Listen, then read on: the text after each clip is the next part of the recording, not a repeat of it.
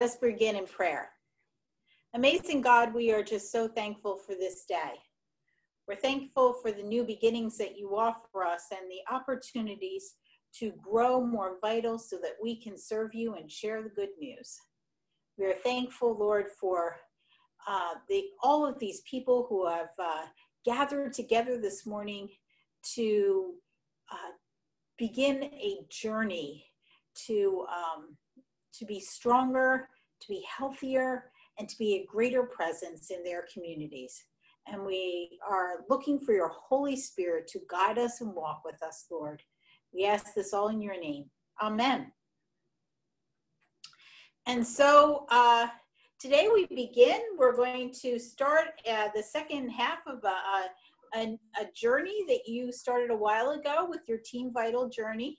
And each of you had various levels of success on through Team Vital, but many people, as I was going through the conference, said that they would really appreciate having an opportunity to dig deeper, that Team Vital was a good first step, that it offered an opportunity for churches to develop some best practices. However, they felt like they needed something more, and we discovered that maybe we were asking churches to bite off more than was reasonable, to come up with vitality plans in all 5 areas of vitality. That and in doing that, maybe we missed some things. So over our time in the next year and a half, what we'll be looking at is first initially, what is our mission field?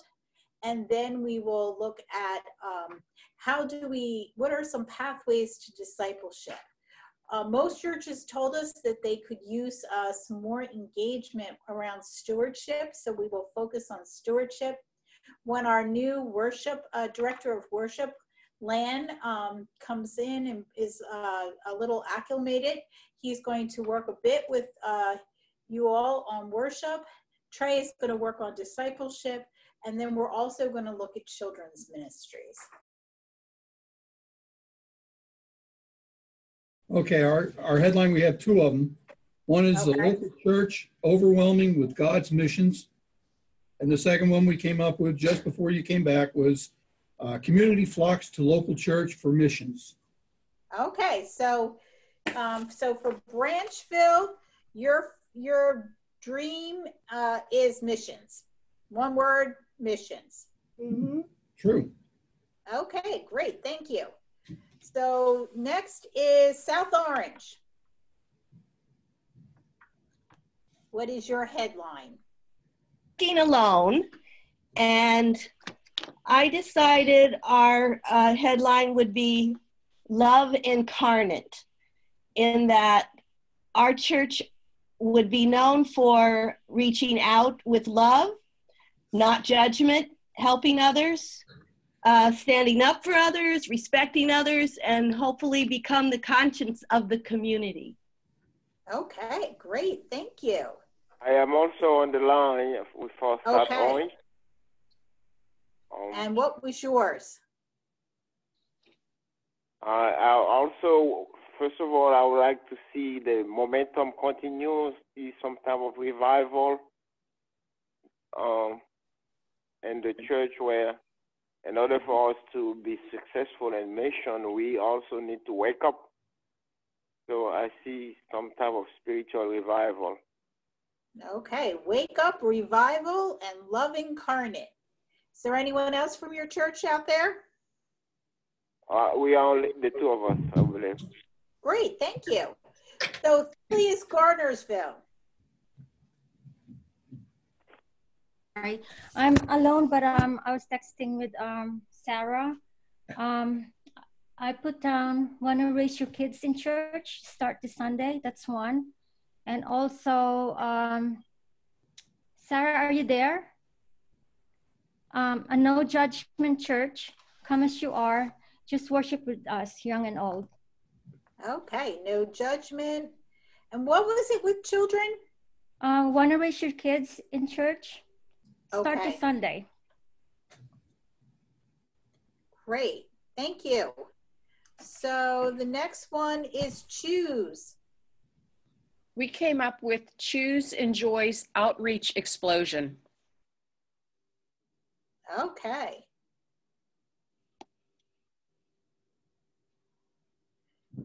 Next will be Zion Wesley.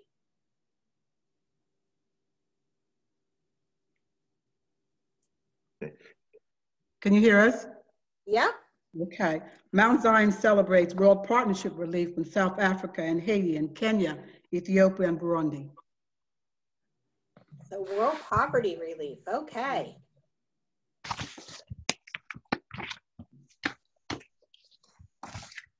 Next would be Sussex. We had two, Sussex Methodist Spark Community Transformation and Church Jail Ministry Makes Disciples and Changes Lives. Okay. Next is Browns Mills.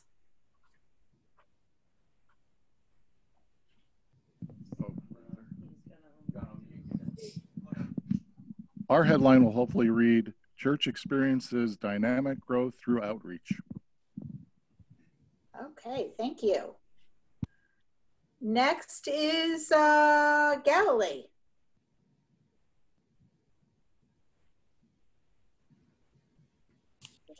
From Galilee, we have three.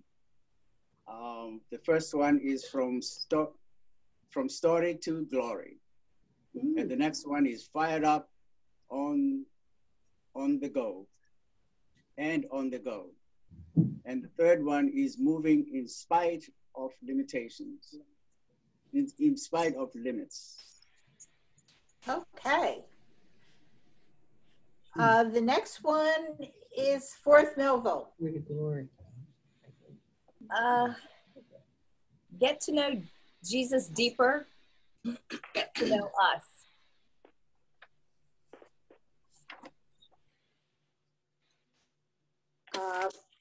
Great. Somerville.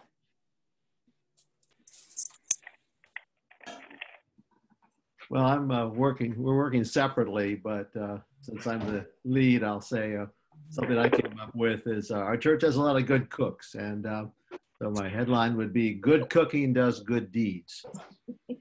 This includes once a month, we cook meals and serve them at a nearby soup kitchen in Somerville. And we also host IHN families 2 or 3 times a year and cook for them. And we get rid of the winter blues with something called Spring Fling, where we cook, with this time, all kinds of salads, spring summery type food to help people think it's not winter. We usually do this in early March, and that's for the community. And we do a ham dinner in the fall the same way. We also have it's all kind of food centric, and so everybody can relate to good food and good deeds, right? There's also Soupalooza happening right now. Oh, that's Soup right. That we delivered on Super Bowl Sunday. Orders placed last week. The headline I came up with: Messiah returns, healing service at Somerville Church. Nice. I mean, Okay. I said God size, so God size, absolutely. come Lord Jesus, and baptisms at the Raritan River.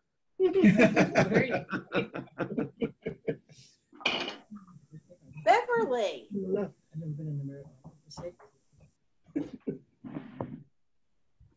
Sounds good. The upper end isn't that bad.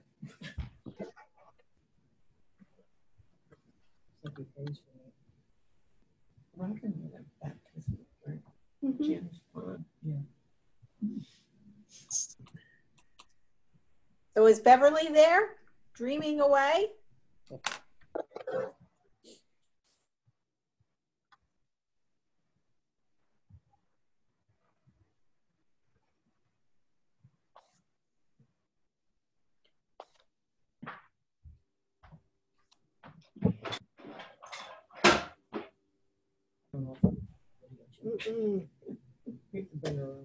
Is that Beverly?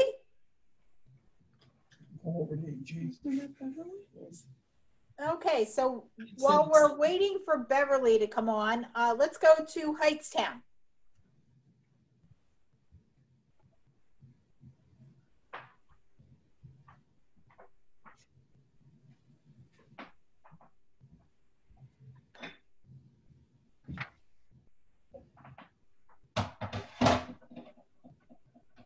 Can you hear us now?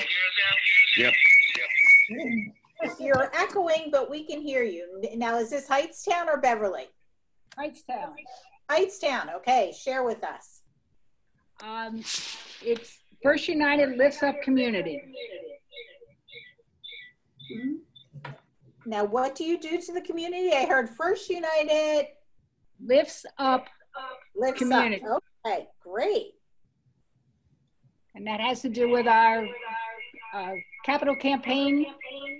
I can't get rid of this echo. Between the capital campaign and mission. Okay, great, thank you. Been there and tell us your headline, Beverly. I'd be happy to. I ended up switching phones. It seemed my last phone didn't like the star 6. Anyways, for Beverly, we went with sharing God's gifts. Beverly UMC leads the way with a new vision and new ministries. Okay. Thanks. So it looks like to me that a lot of what you are sharing in the visions that you have for your community actually are going beyond the walls of your community and very much are part of reaching out beyond the doors of the church.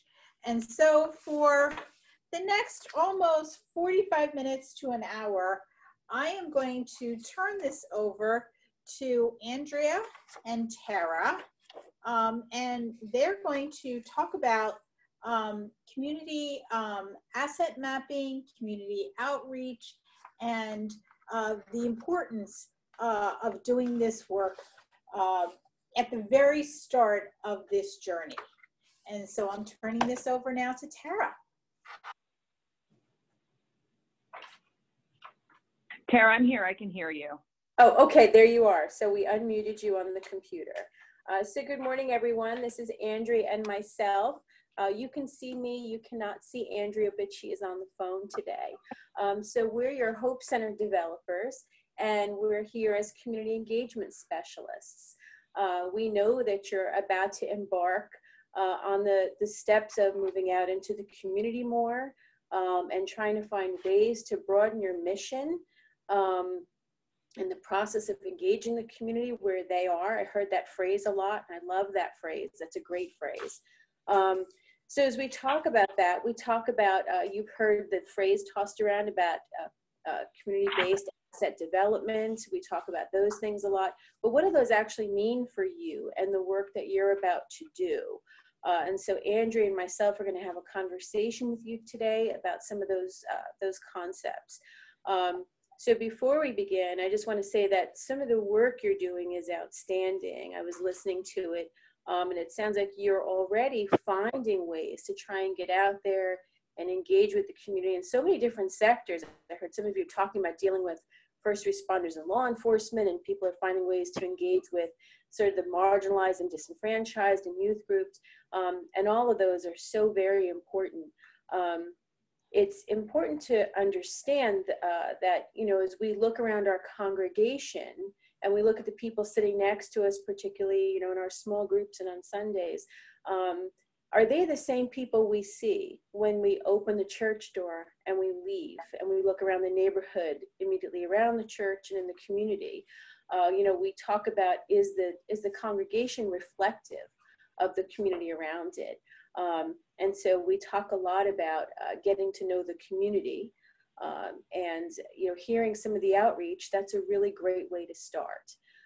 And so I think there's always that conversation of chicken and the egg. What comes first? Do we try a program and see who comes to the program? Or do we find a way to get out there and get to know people to develop a program? You know, and that's sort of the kind of go back and forth with those ideas a few ways. I think one of the most important things to remember is that it's okay to fail. You know, it's okay to try a couple things and see what the community is responsive to. You know, I hear people talk a lot, you know, very discouraged. We tried this, you know, we tried it something on a Wednesday night and people didn't come. We tried something on a Thursday, people didn't come. And so there's a discouraging. It's hard to get people, you know, in my church back to trying something again because we've tried these things and it didn't work. And so when I hear things like that, what I'm hearing is there was a disconnect. There was a disconnect between what you wanted to do internally and what the needs actually were out in the community. And so when we talk about being reflective of the community, we don't just mean how it looks. We don't just mean, you know, does it look like the people who are around you in the community? We mean, is it really reflective of what the needs are in the community? I'm just curious how many of you, and if you raise hands, I can see a lot of you on video. How many of you use your Mission Insight report in any level? Anybody? The Mission Insight report that gives you all the data about the demographics and the community around your church? No? We're not getting on. I don't know if people not familiar with the Mission Insight report. We used it. This is Mike Pulte from Somerville. Okay. And you know, we also went out in different teams to kind of do a 1 hour observation at grocery stores and other places. And you know, I think what it mostly did is tell us that, one, we have a lot more Asians in the community than we thought, and that there are, you know, otherwise the church is older than a lot of the surrounding community, but other than that, we didn't see a lot of differences. So that's where we were with that.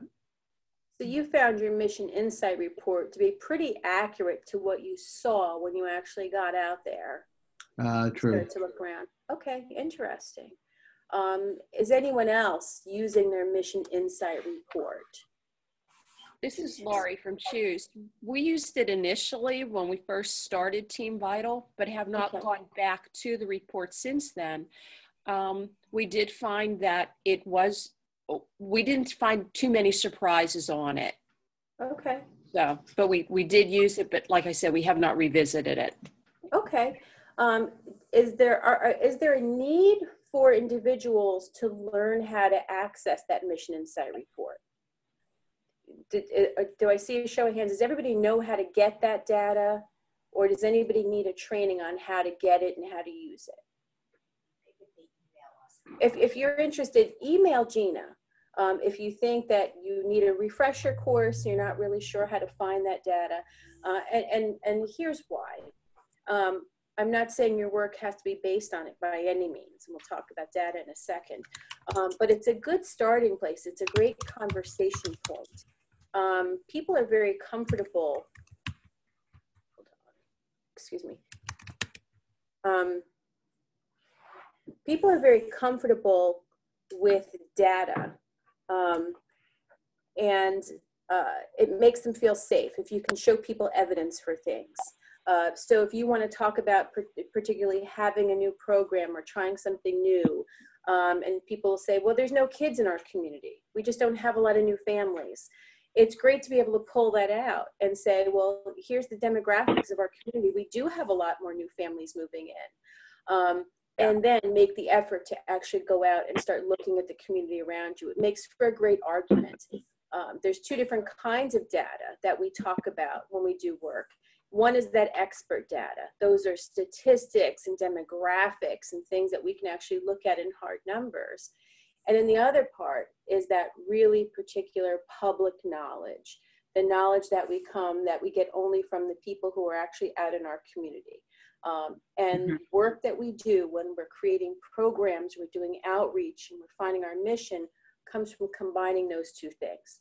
We're looking at the hard data, the real demographics, and then we're getting out there and saying, is it jiving? Are these two things correct? And then what do we do about getting to know the people in our community? Is this correct? And how do we start looking at what the actual assets are and the needs in our community based on this information?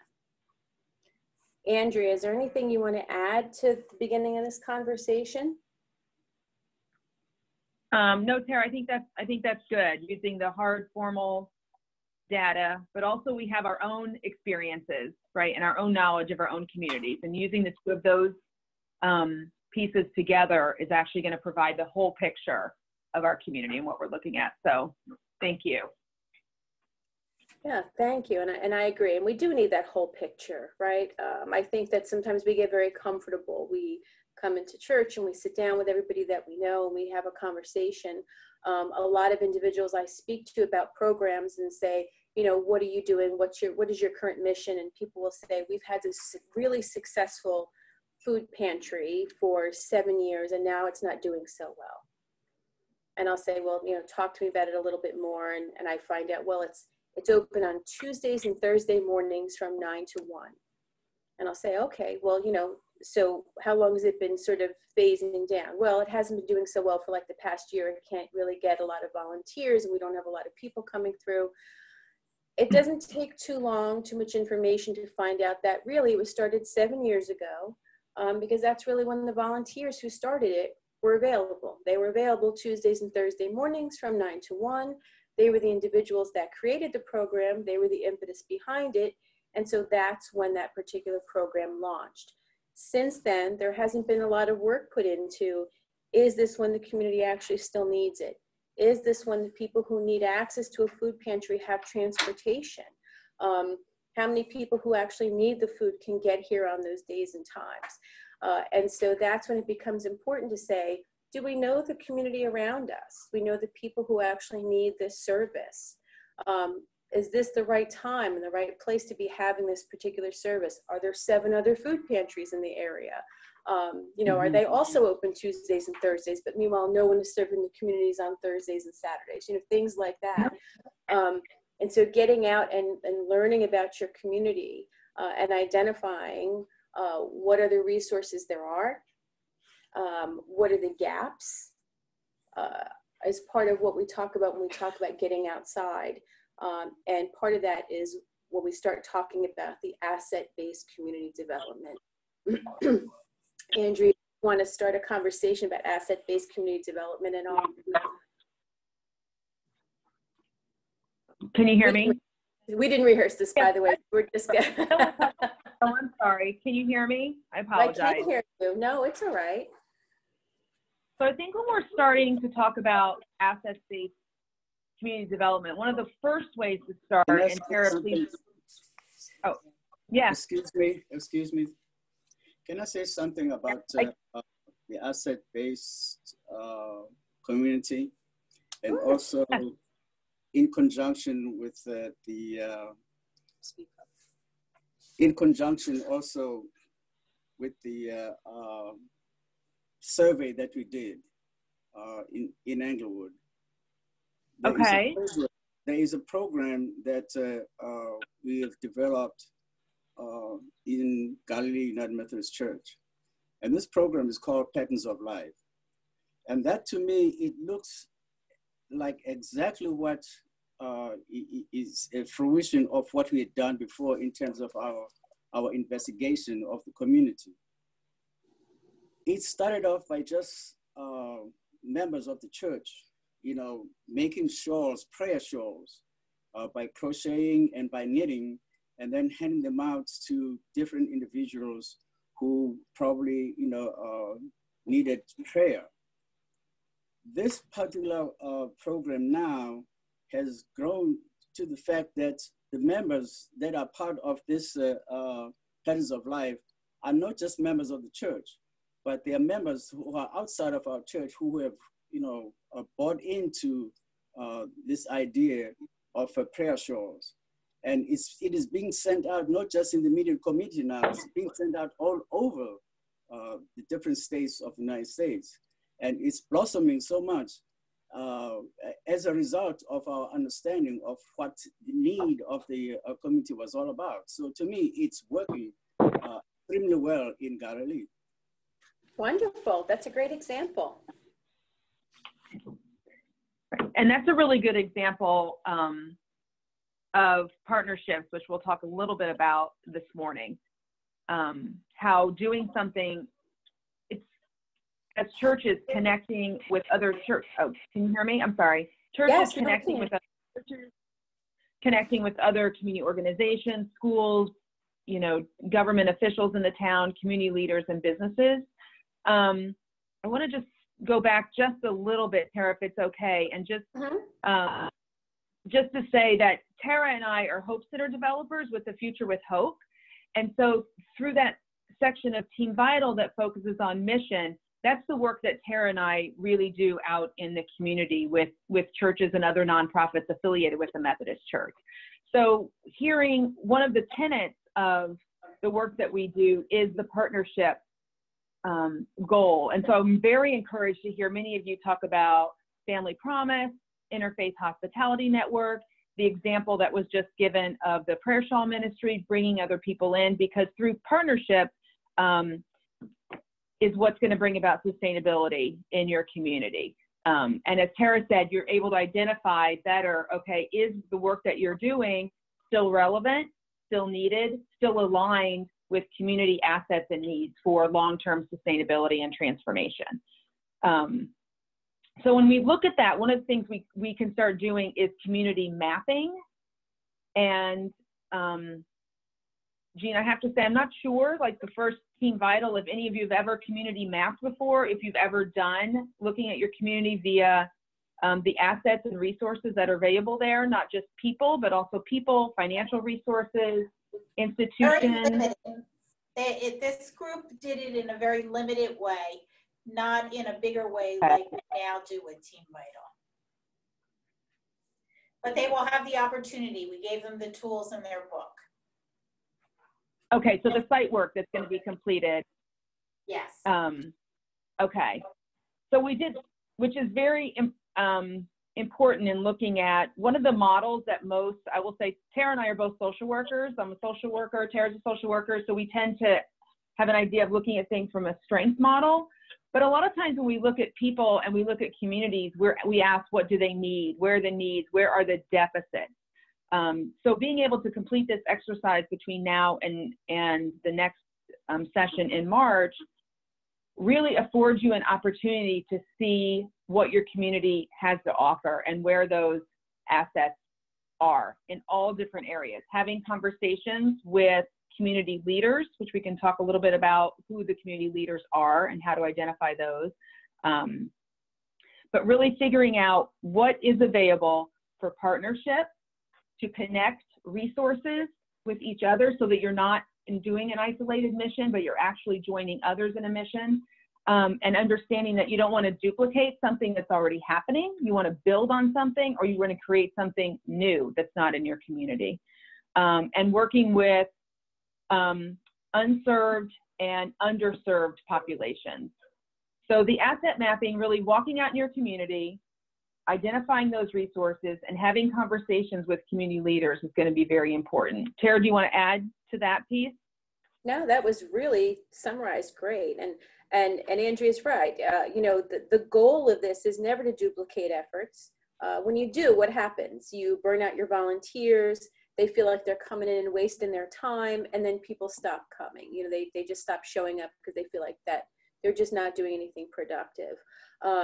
And you know, and you're still not meeting the needs out in your community. So the goal then is to maximize your resources, right? We only have so many people to go around. We only have so much money to go around. So that idea of partnering, trying to find what the needs are, and trying to find good groups that we can partner with, and creative ways to partner and meet the needs is always really helpful.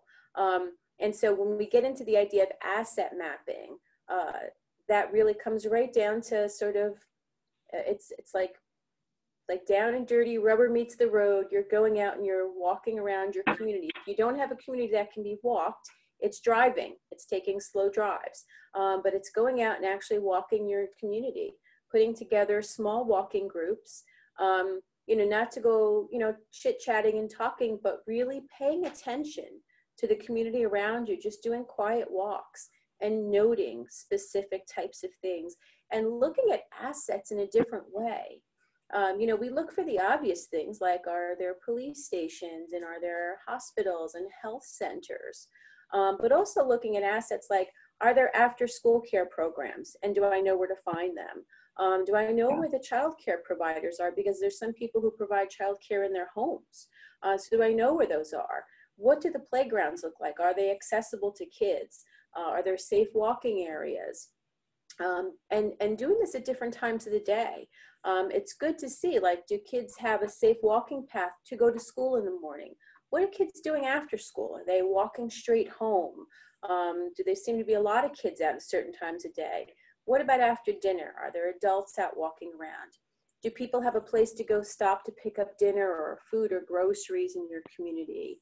You know, just things like that, and identifying those assets and looking at assets in a new way.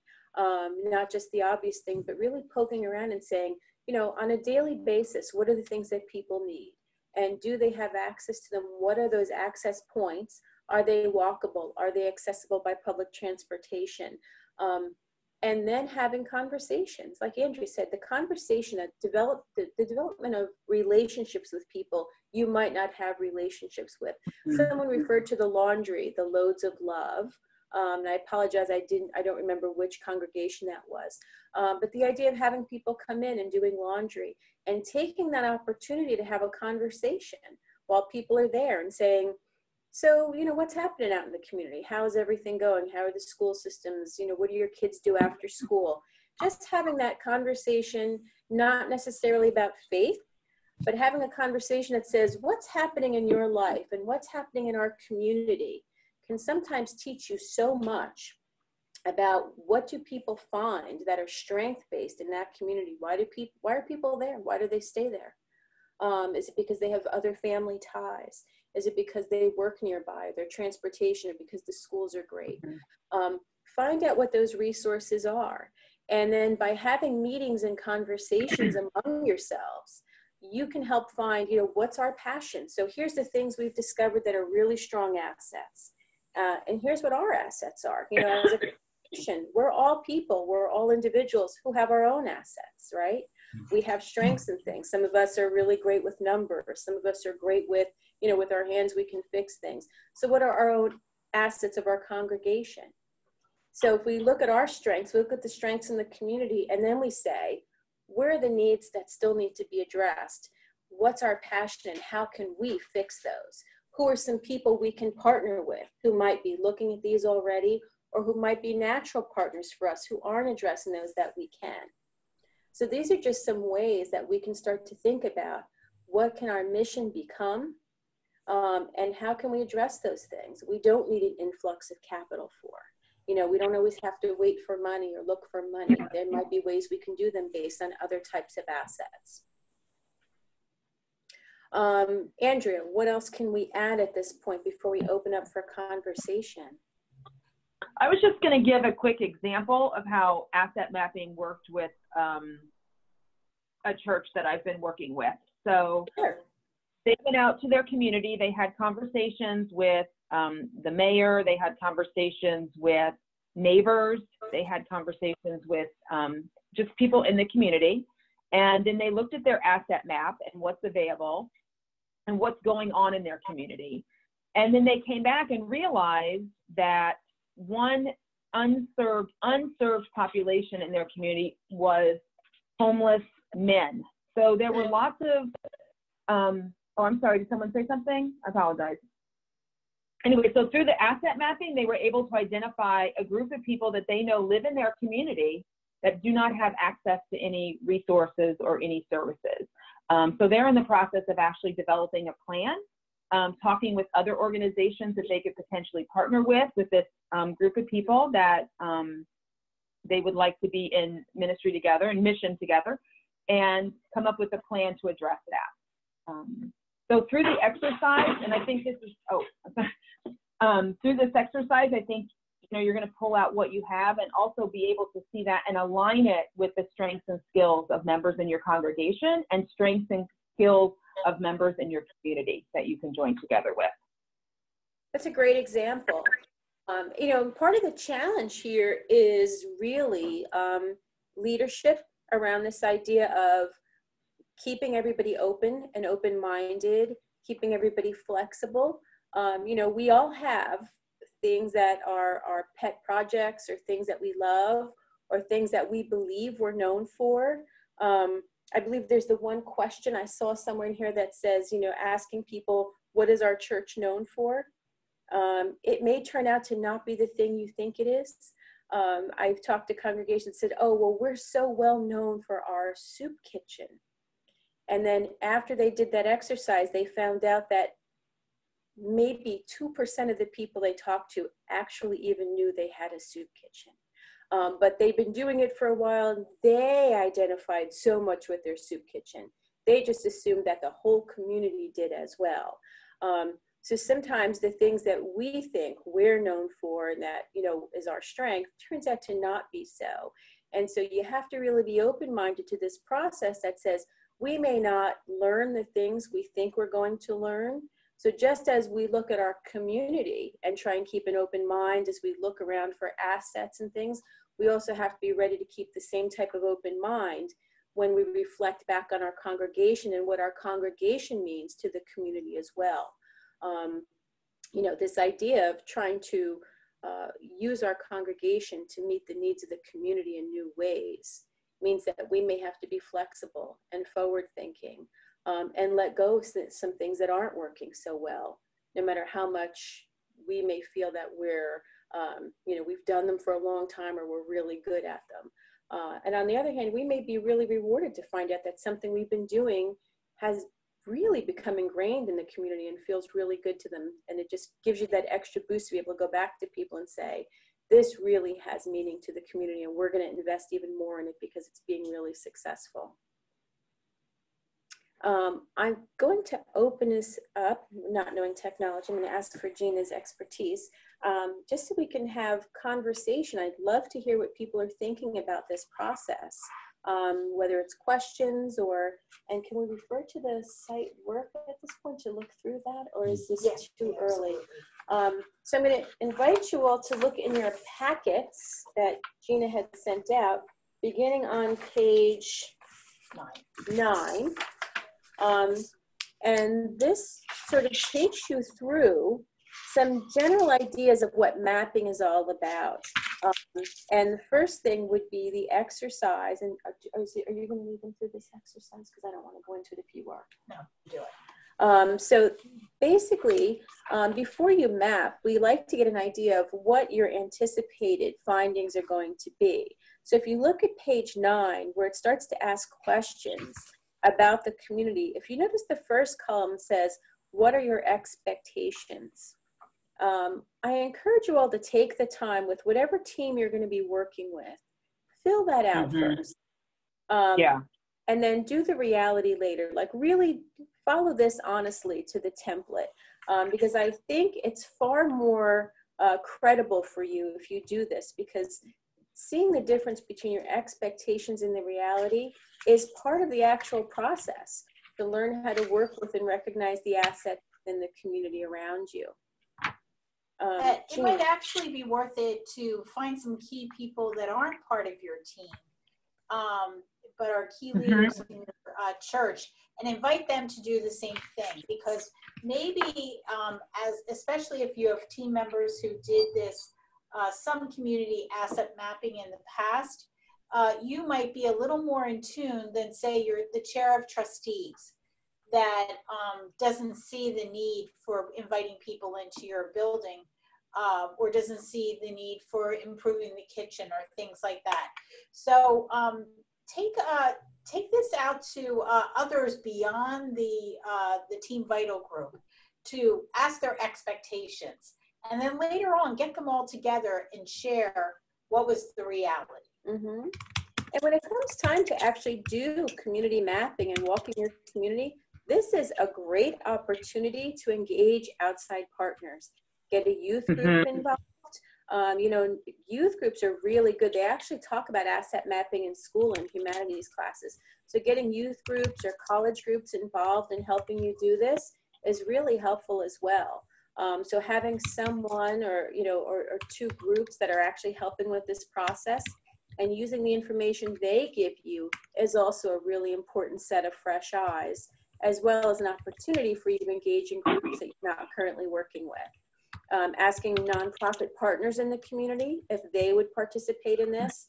So if you have a couple nonprofits like a Boys and Girls Club or United Way, or other groups that provide services in your community, if they would be so kind as to do their version of an asset map and walking a community as well, they might have information that you're not familiar with if you're not already plugged into the nonprofit community. And it will help really start to identify what some of the program needs are. It might be a really natural fit for you. If you're in a more rural community, you might have to go out a bit further. If you're a more urban setting, you might need to keep it tighter. So we were working with one church, and initially they thought that they were going to go about 4 or 5 blocks out as their outreach. And then they realized that there was so many people, they didn't recognize that there were so many people within 2 blocks.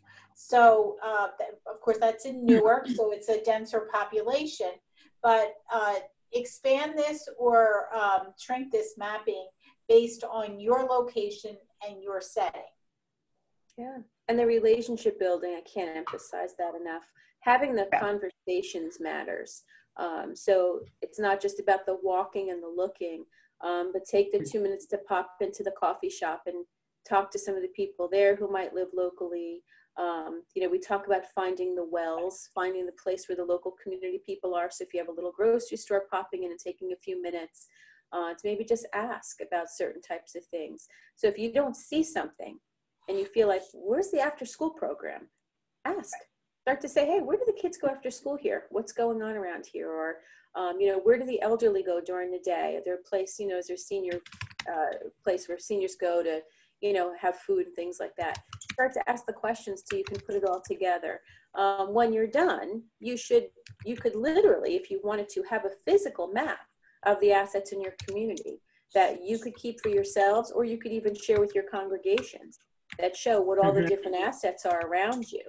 And that asset map is actually kind of nice because it not only helps provide the impetus for your work, but it actually could be a resource to the people who come to your congregation as well that may not be aware of some of the resources around you.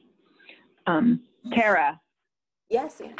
Oh, I was going to say, because we actually have a template just as a visual. This is an excellent chart, and I love Tara's description of doing the expectations before doing the reality. But we could also share, if you're interested, you know, a template that you could actually fill in when you're doing asset mapping so that you have a visual of that, not of your own specific community, of course, but a visual representation of what's in your community that can go along with the list. And just to add, I really like Gina and Tara's ideas of asking outside your Team Vital group to other areas of the church and other groups, but also I'm sure everyone on this call is also involved with other groups outside your church, with other people. So I would just echo the encouragement to reach out to as many people as possible, because what you want is to understand their a full, excuse me, that's my Indiana coming out, a full representation community is hearing all the different perspectives, because we all have different experiences in our communities,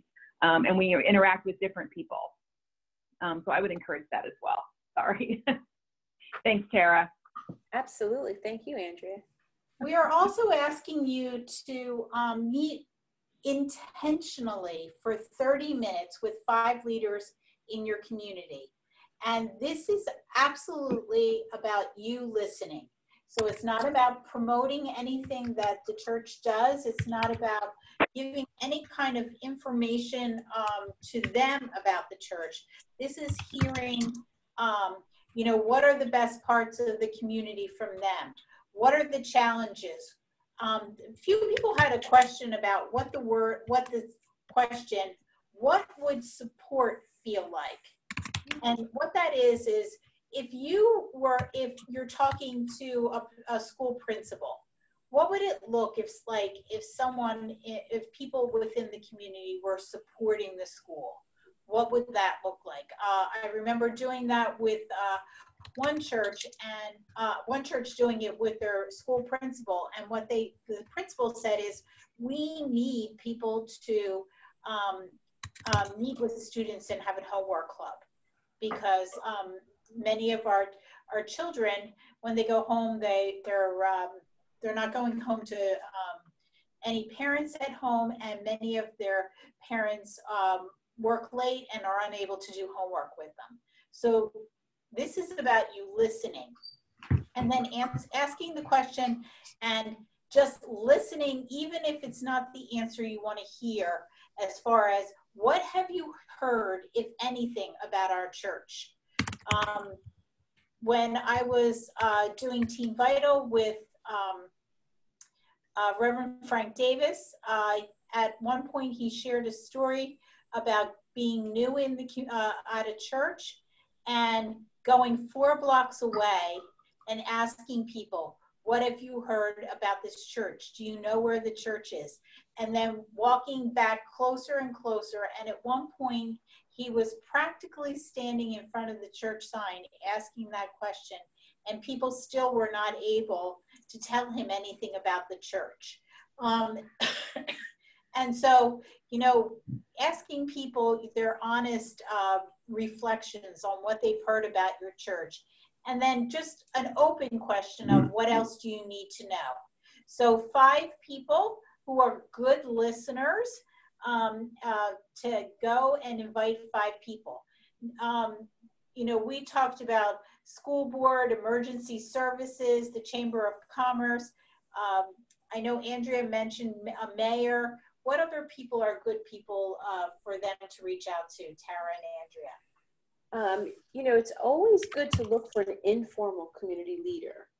And sometimes those conversations we talk about, you can talk about things like that. So for example, a neighborhood community group. A lot of the cities have a community group or a community watch group. There's someone like that. I always love the example in Red Bank. We had been trying to do community groups back maybe a dozen years ago. And we couldn't get people into a particular place at night. And finally, I had been told, well, you're not going to get anybody from this community there until Miss Eula tells them to go. And I said, who is Miss Eula? And they said, Miss Eula is the elderly woman who lives in such and such a street, and she provides the daycare for the children in this community. She watches them out of her home, but she's been doing this for 30 years. So everybody looks to her like the mom in the community. And if she tells them to go, they'll all go. So I went to Miss Eula's house and I had a glass of lemonade with her one afternoon.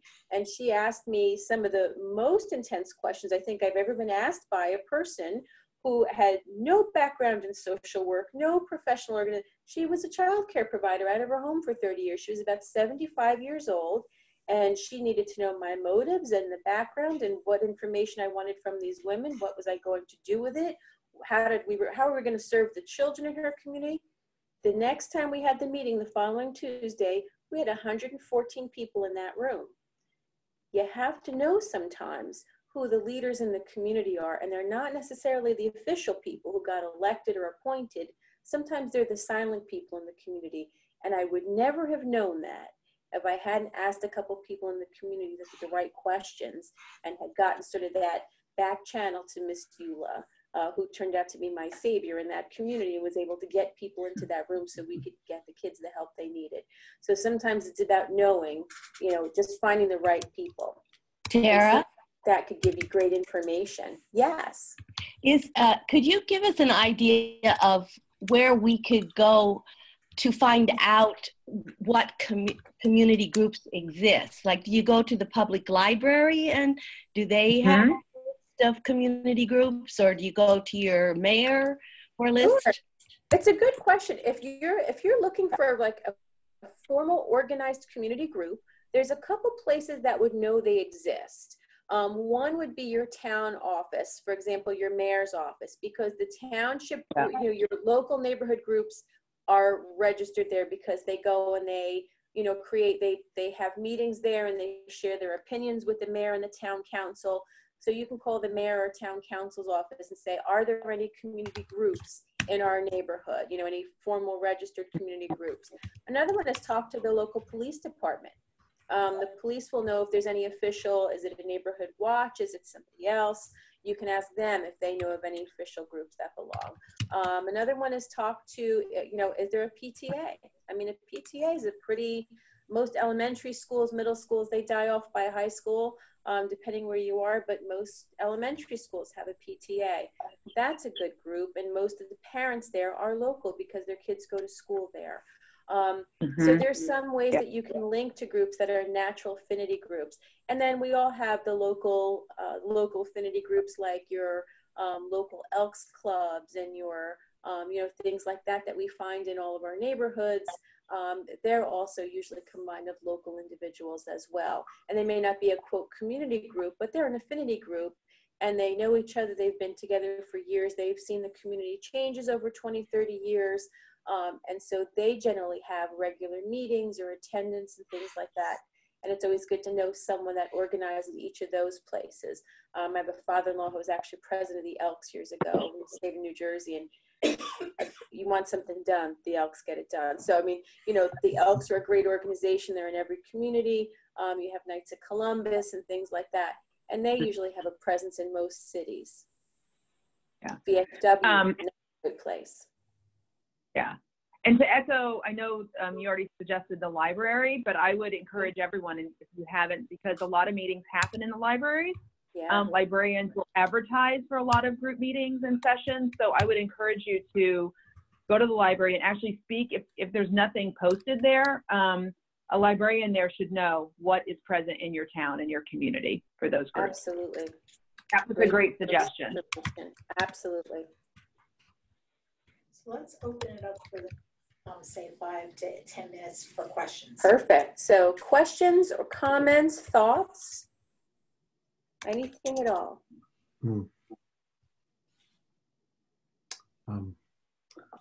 This is Mike Ulte. I have one comment on, I live in Hillsborough, although the church is in Somerville next door, across the river, but it's fairly spread out and often kind of rural. And there, you walk through the neighborhoods or so, you might an occasional dog walker, but you don't see a whole lot of traffic. And most pretty much a car community. But where you really see the kind of type of community is to go to two places: the grocery stores and the liquor stores. And they both have a lot of traffic. And within an hour, you can see, you know, many people, and just make a note of who's there. It's not really a place for engaging people because they're there to do an errand, but it's a place to just.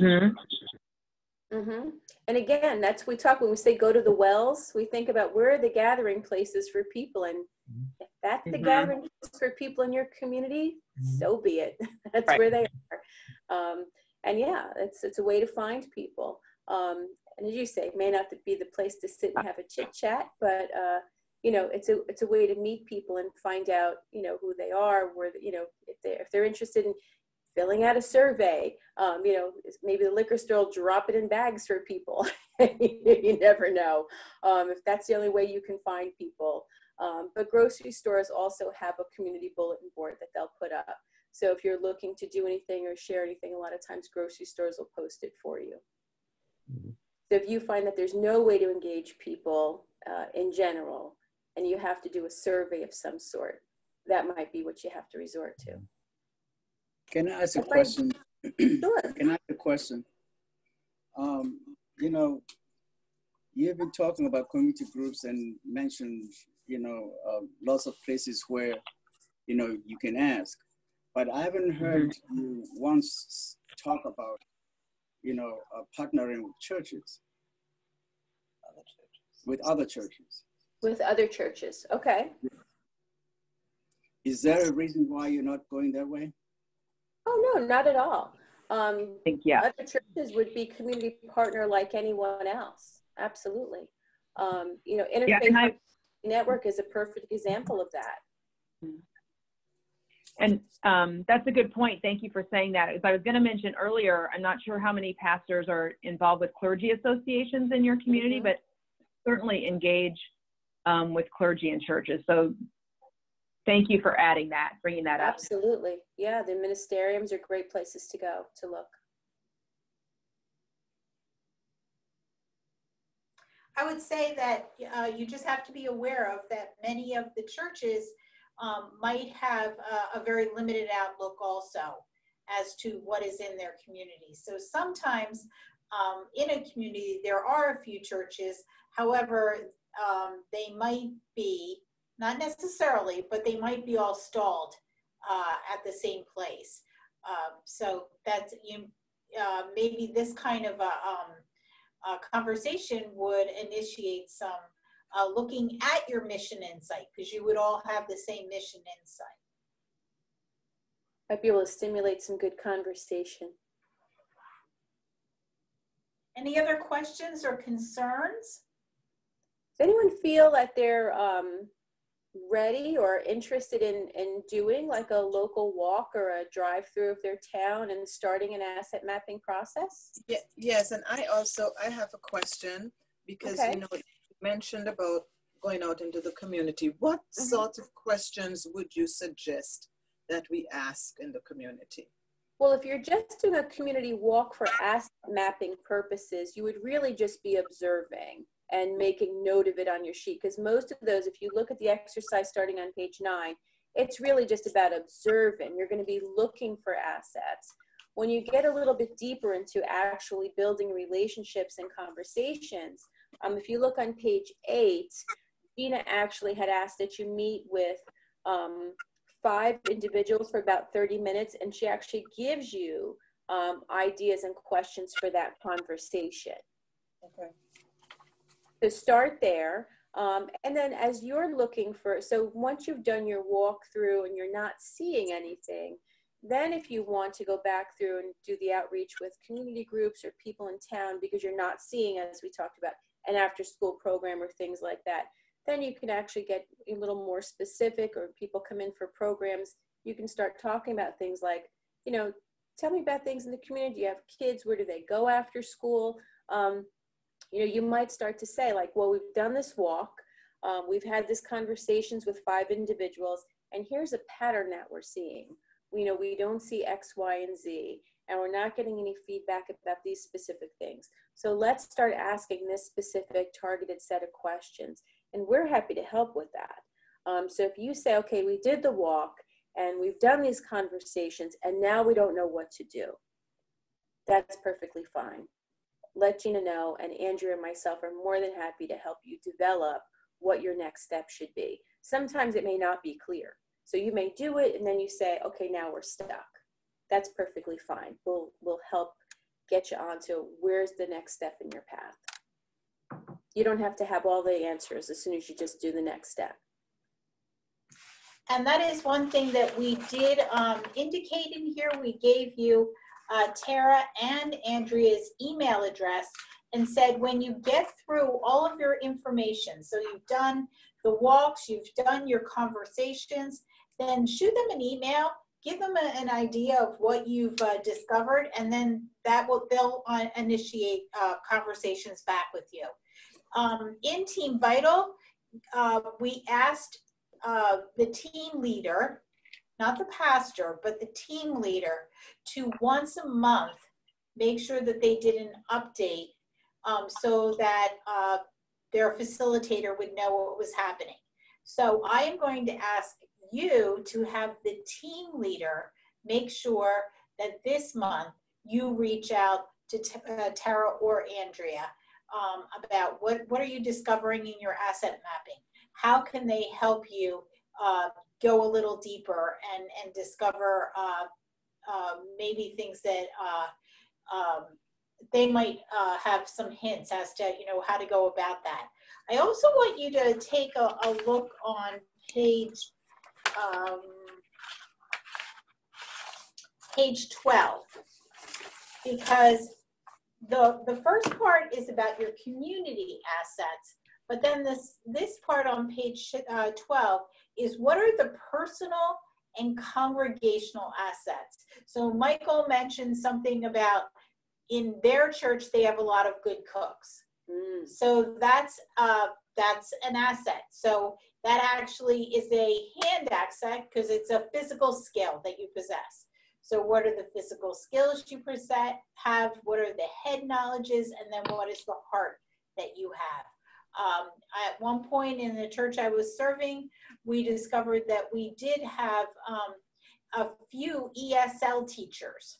So we could develop a program because that was a headpiece, that was knowledge that we had. So we went to the local library and we set up a program to be able to do some ESL classes with the group there.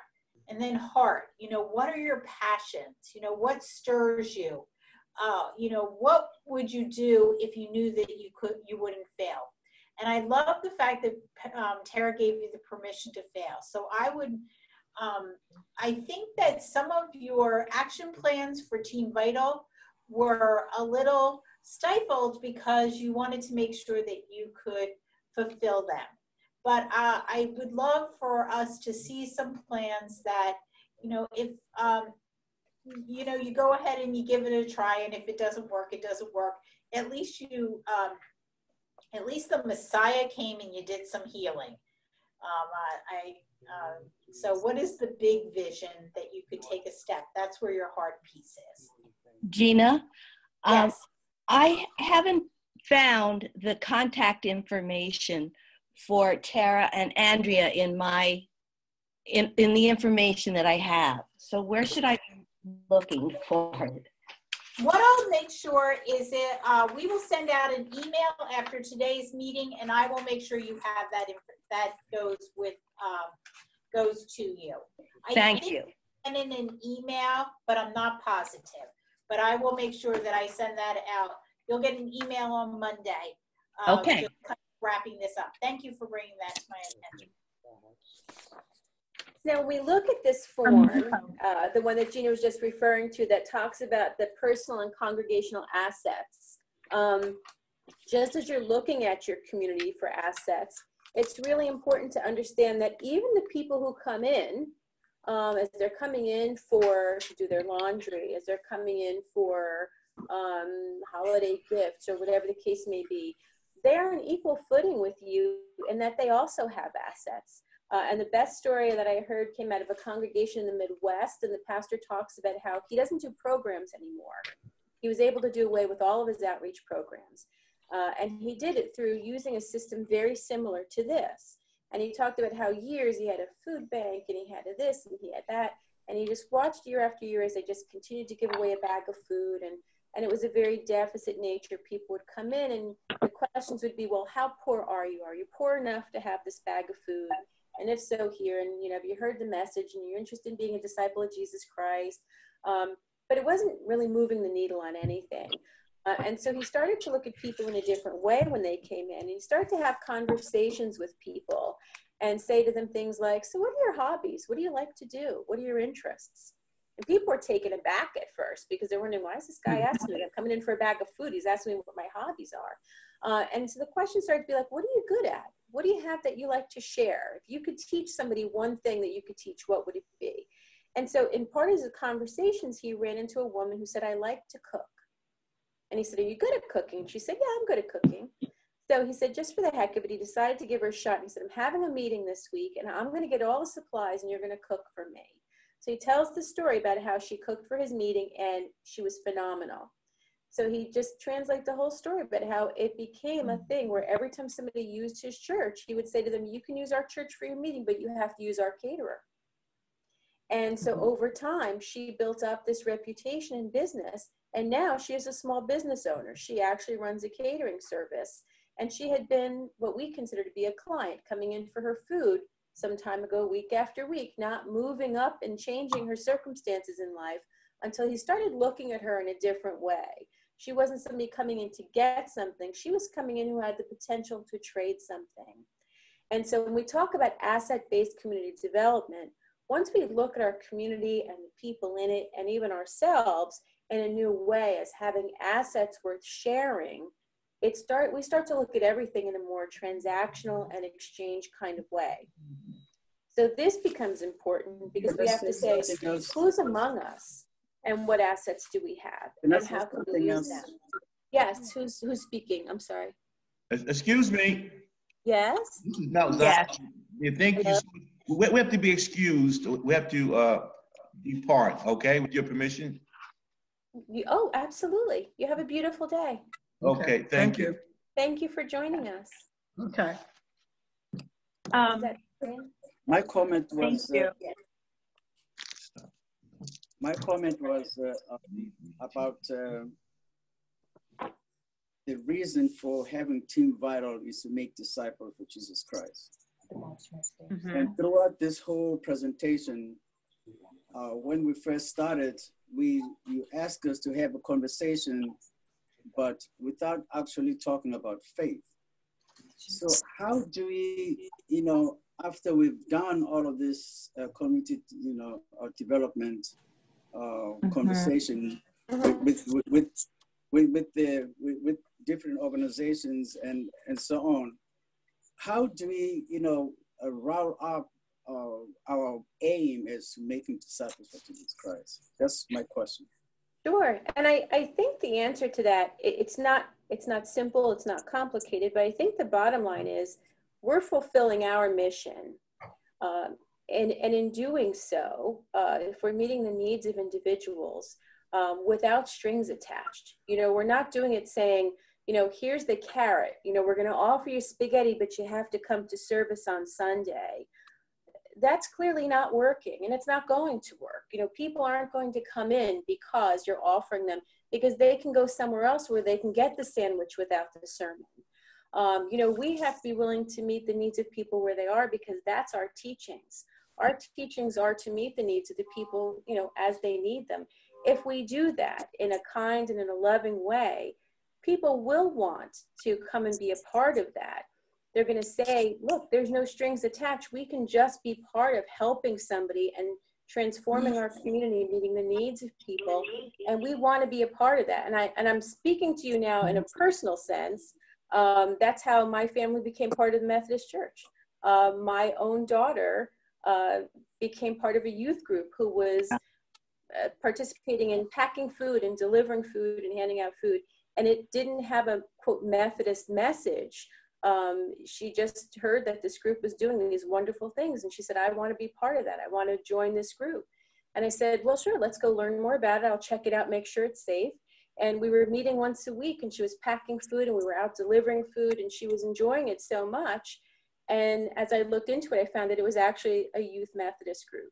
And so I said, well, we have to be all in. You can't just dip your toe in the water. If we're going to do this, let's go get to know these people better.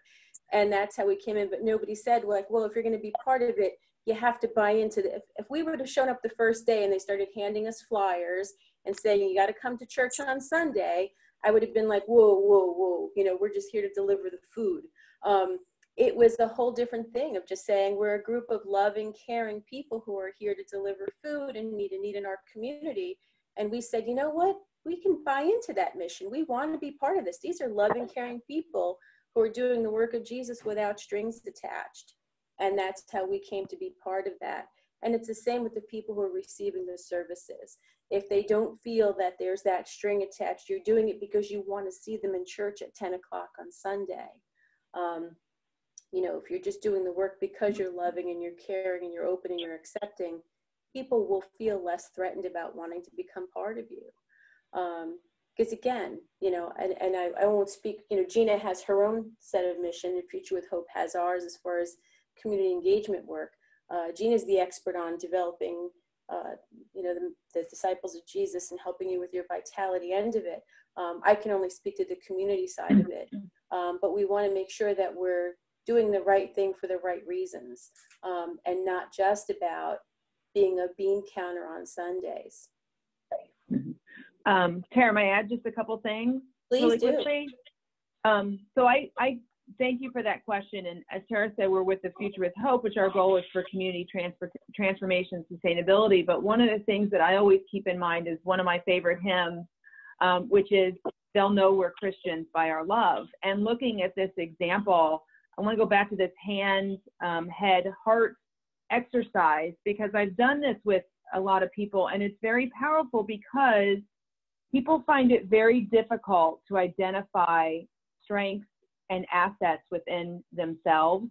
And just referring, if in our faith, we know that we have all been created in the image of God. And with that truth, we know that we all have personal assets. So when I've done this exercise with a group of people, I can't do anything. I don't know anything. And as we have done it together, which if you can do it as a group, I would encourage you, we can pull those out and people can think about those and see what their own assets are, and then how we connect those with each other, how we connect them with the congregation, and how we connect them with the community.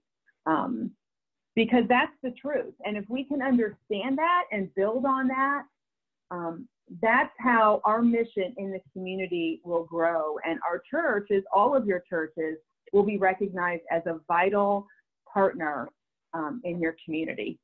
So, thank you. Right, and this is only, we're just taking our first step. So we are absolutely going to be talking more theologically. We are going to be talking about worship and disciple making, and that's part of the journey. What we have discovered, and that's why this came first, is that if you do not know who you are as a church today, and if you don't know who your community is today, then you're going to have an obstacle as to reach the other parts of steps that we're going to take. And so that's why this first part is about what are your assets. So instead of looking at needs, what are the assets that you have and your community has? What is your vision? If you look at the homework part, so the homework, yeah, let's switch. Tara and I are going to switch. We're going to here. switch seats again. So if you look at your homework, that begins on page 6. What it has is starting with pretty basic is, what's your church's name? How did your church get its name? What is the significance of the church's name to the community? And what is the significance to your congregation?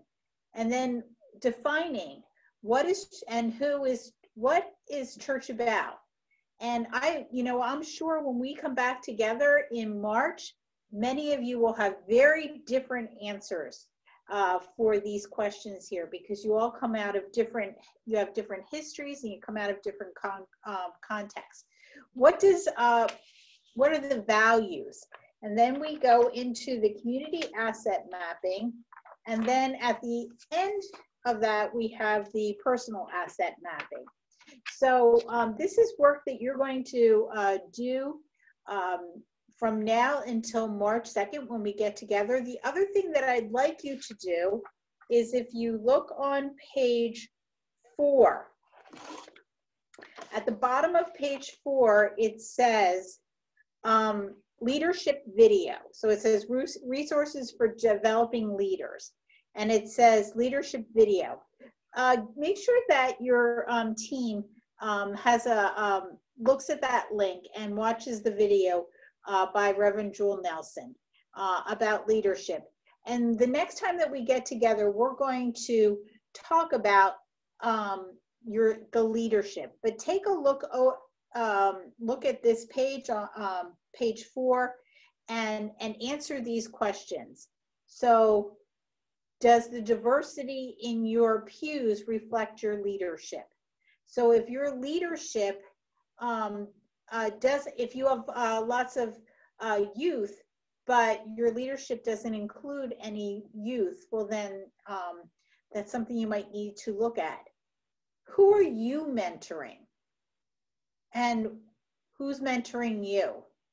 How do you invite people into leadership in your congregation?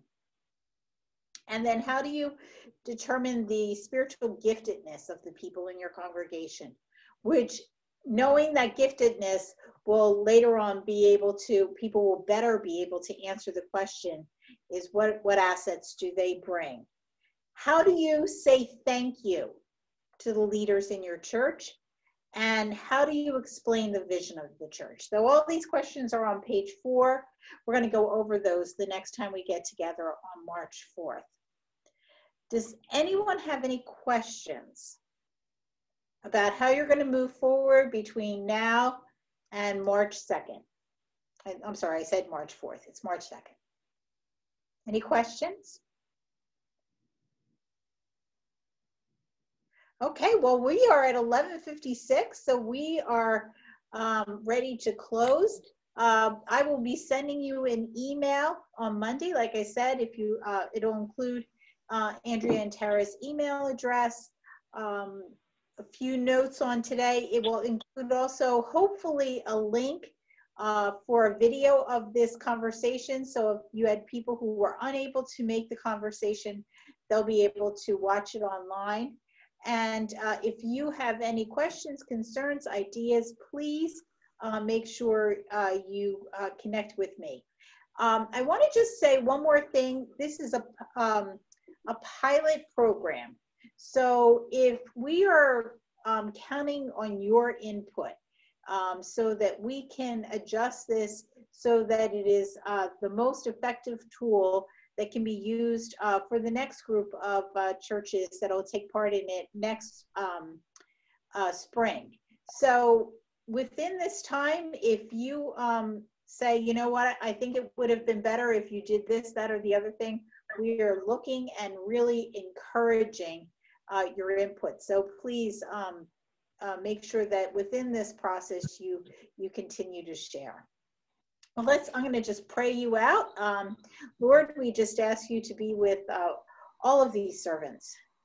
Allow them to know that you have called them to be disciples of Jesus Christ, to disciple others.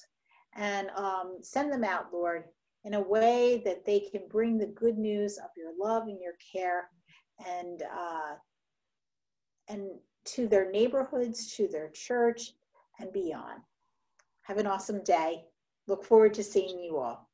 Thank you. Thank you.